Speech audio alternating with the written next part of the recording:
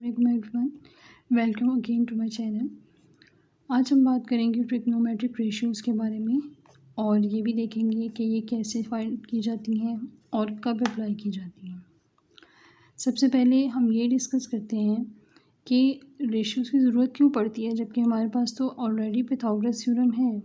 हम किसी भी राइट एंगल ट्रायंगल के ऊपर पाइथागोरस थ्योरम अप्लाई कर देते हैं और रेशियोज़ को छोड़ देते हैं। एक्चुअली होता क्या है कि राइट एंगल ट्रायंगल ही दोनों में यूज़ होती है, लेकिन एक सर्टेन क्राइटेरिया होता है। अगर वो क्राइटेरिया फुलफ़िल हो रहा है तो फिर हम पाइथागोरस थ्योरम से अप्लाई कर देंगे, लेकिन अगर वो सर्टेन क्राइटेरिया अप्लाई नहीं हो रहा, कुछ और इन्फॉर्मेशन गिवन है, कुछ और चीज़ें इन्वॉल्व हो गई हैं आपकी राइट एंगल ट्रायंगल में ही, तो फिर हम रेशियो अप्लाई करेंगे। तो चलिए देखते हैं कि ये कैसे होगा। सबसे पहले हम ये देखते हैं कि पाइथागोरस थ्योरम उस वक्त अप्लाई किया जाता है जब आपके पास एक राइट एंगल ट्रायंगल होती है और उस ट्रायंगल के अंदर एक ही एंगल है, जो कि अगर वो ना भी क्वेश्चन में मेंशन करें एग्जामिनर, तो तभी हमें पता है कि यहाँ पर 90 डिग्री ही है। इसके अलावा हमें तीन साइड्स इन्वॉल्व होती हैं इसके अंदर, और बेसिकली एक परपेंडिकुलर होता है, एक बेस होता है और एक हाइपोटेन्यूज होता है। कोई से दो वैल्यूज़ की मेजरमेंट आपको गिवन होगी और थर्ड वैल्यू भी फाइंड करनी होगी, तो फिर हम उसके ऊपर थ्योरम अप्लाई कर देते हैं, जो कि है H square is equal to perpendicular square plus base square. When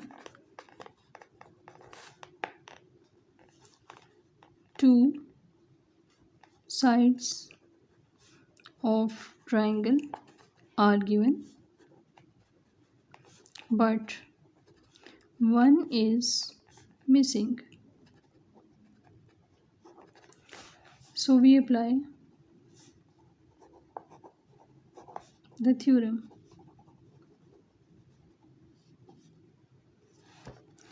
Now if there is a right angle triangle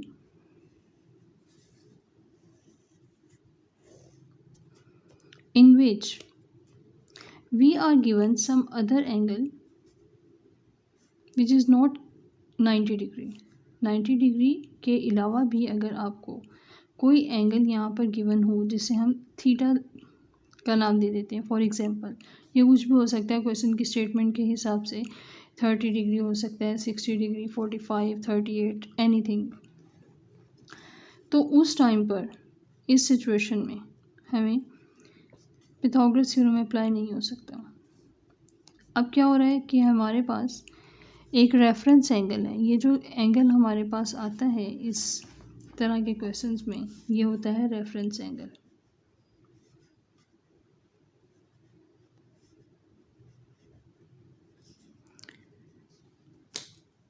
तो इस रेफरेंस एंगल के हिसाब से हमने अपना परपेंडिकुलर, हाइपोटेन्यूज और बेस दोबारा से एडजस्ट करना होता है या लोकेट करना होता है, और फिर उसके ऊपर रेशियोज अप्लाई की जाती हैं। जैसे अगर ये थीटा यहाँ पर है, ये वाला एंगल हमें क्वेश्चन में गिवन है, तो इसके बिल्कुल साथ जो साइड है that will be adjacent side, और इसके साथ में हाइपोटेन्यूज है यहाँ पर, जबकि इसके बिल्कुल सामने या ऑपोजिट कहेंगे वो जो है परपेंडिकुलर कहते थे हम पहले इस सिचुएशन में, लेकिन अब हम उसको ऑपोजिट कह रहे हैं। तो ऑपोजिट, हाइपोटेन्यूज और एडजेसेंट, इनमें से अब अगर हमें दो साइड्स गिवन हैं तो हम एंगल फाइंड कर सकते हैं। अगर एंगल गिवन है तो हमें एक साइड गिवन होगी जिसकी मदद से हम दूसरी मिसिंग साइड फाइंड कर सकेंगे, और इसमें हमें तीनों साइड्स की जो लेंथ है वो चाहिए भी नहीं होती। तो इसमें क्या हुआ कि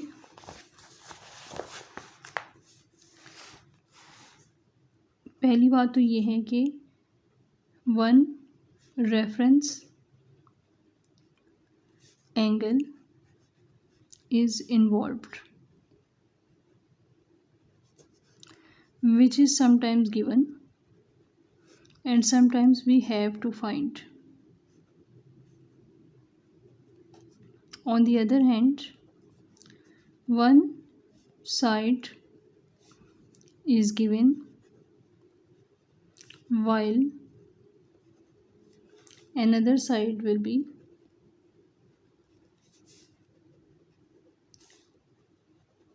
missing. So this is the particular situation जहाँ पर हम रेशियोज़ को अप्लाई करेंगे। अब हम ये देखते हैं कि रेशियोज़ की बात काफ़ी देर से हो रही है। एक्चुअली रेशियोज़ होती क्या है? सबसे पहली रेशियो है sine theta, cos theta and then tangent theta. Sine theta अगर हमारा जो भी रेफरेंस एंगल है उसके हिसाब से हमने लिखना है तो ये होगा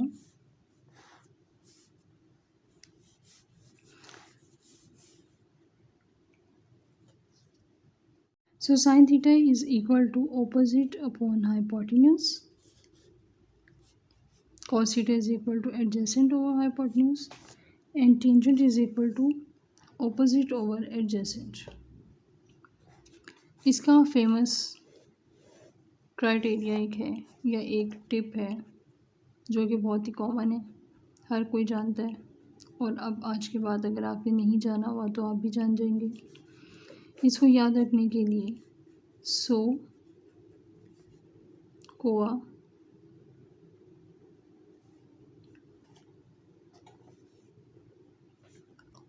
टो, ये आपने तीन चीज़ें याद रखनी हैं।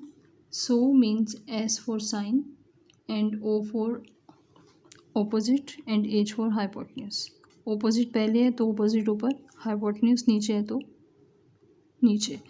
इसी तरह कॉज एडजेसेंट ऊपर है, हाइपोटेन्यूज नीचे, इसलिए आगे लिखेंगे। इसी तरह टेंजेंट है तो टेंजेंट के लिए भी ये, और ऑपोजिट ऊपर होता है तो पहले और उसके बाद एडजेसेंट नीचे, तो सो का टोआ। ये आपको एक अजीब सा ज़रा थोड़ा सा लगेगा, लेकिन अपनी अजीब होने की वजह से ये आपको बहुत अच्छे तरीके से याद भी रहेगा। ओके, तो अब हम इसके बाद देखेंगे कि क्वेश्चंस को हमने किस तरह से डील करना है जब भी ये रेशियोज़ को अप्लाई करना होगा। कुछ क्वेश्चंस हम देखते हैं। हमारा रेफरेंस एंगल है वो चेंज हो जाता है, यहाँ की बजाय यहाँ पर शिफ्ट हो जाता है ये वाला थीटा। तो फिर हमारे जो ऑपोजिट और एडजेसेंट होते हैं वो उसी हिसाब से बनेंगे। लाइक अब ये थीटा है तो इसके साथ ये एडजेसेंट हो जाएगा, ये ऑपोजिट हो जाएगा और ये हाइपोटेन्यूज ही रहेगा। ये चीज़ पॉइंट टू रिमेंबर है।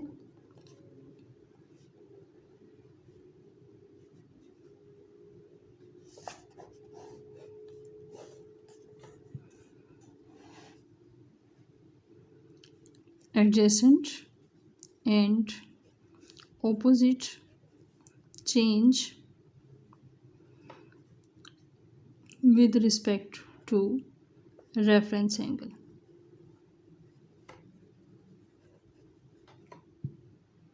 ओके, अब हम स्टेटमेंट्स की तरफ बढ़ते हैं और साथ में फिर उनको सॉल्व करके भी देखेंगे।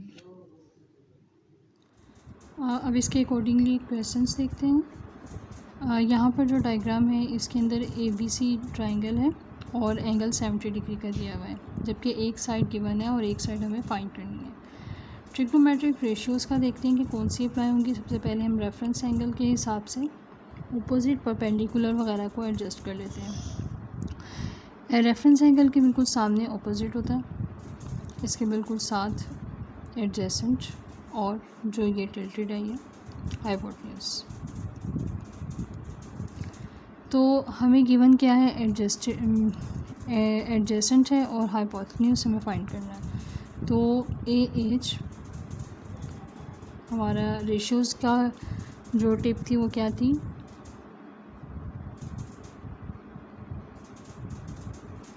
यहाँ से देखते हैं कि इसमें से कौन सी लगेगी। हमें एडजेसेंट और हाइपोटेन्यूज वाली चाहिए।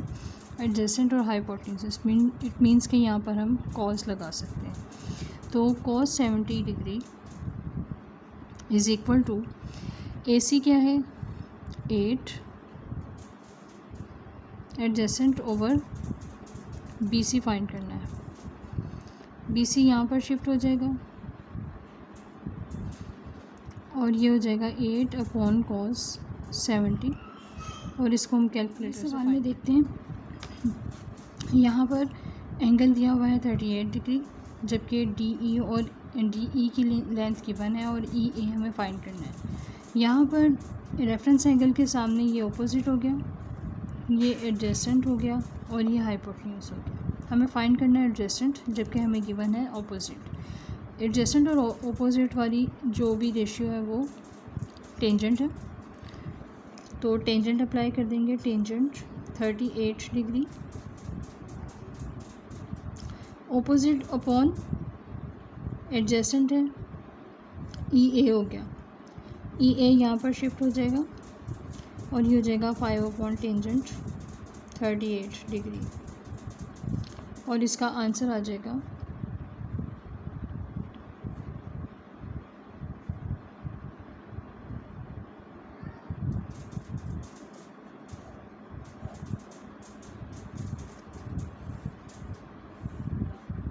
That's it.